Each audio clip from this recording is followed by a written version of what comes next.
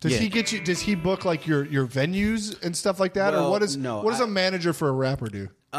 Basically, what your manager does as a independent musician is your manager. Sorry, independent musician. Well, I have to differentiate because, like he has, rapper clients. He has rock bands. He has singer songwriters. Sure. But basically, what his job to do is to like take me and my output and like sell it to the different parts of the business. Okay. So I didn't get a booking agent until I had a manager. Oh, I see. Kind of manager to like a booking agent wants to know that there's a plan. Right. You know what I mean? So like the manager works on that. Like I got my. So he works on your whole career aspect. Exactly. Of it. Like he helped me get the record deal that I have right now. Because he's like, I gave him the output and he was like, okay, let's shop this around. Like, yeah. So he does all that kind of stuff. Do you think YouTube? You came up right at the time YouTube came up. Do you think that helped?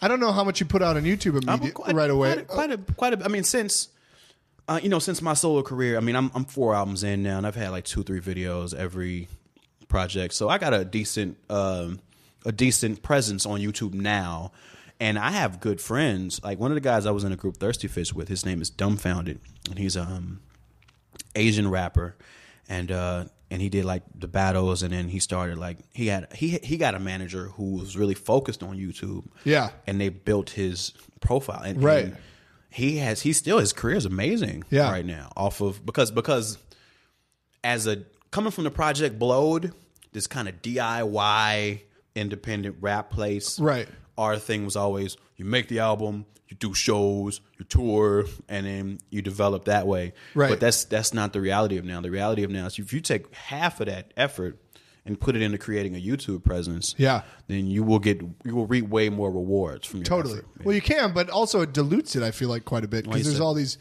jabronis out there that don't know how to.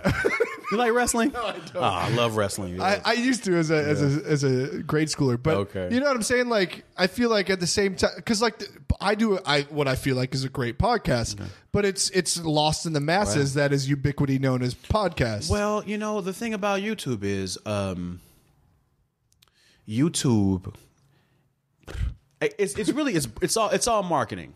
Totally. You know what I mean? Yeah. And that's like what his manager like studied was marketing. Sure. So like not only just making sure he had really nice, good videos, but also knowing how to build an audience for that based on what was already there.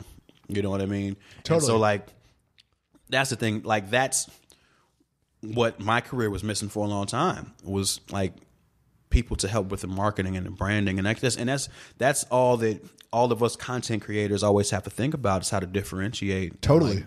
And build, because you're right, there is just so many people you're competing with. It's just a mess of it, and it's easy to get lost in that shuffle. It's so easy to get lost, because people have info coming at them left and right, on their phone, on their hip, on their TV, exactly, and their like classes now. I got a podcast, you got a podcast. How many? Probably 15 other people in this building. Sounded like Oprah right there. You get a podcast. You get a podcast. You're looking under their seats and like fucking grabbing recorders and shit. That's funny. Oh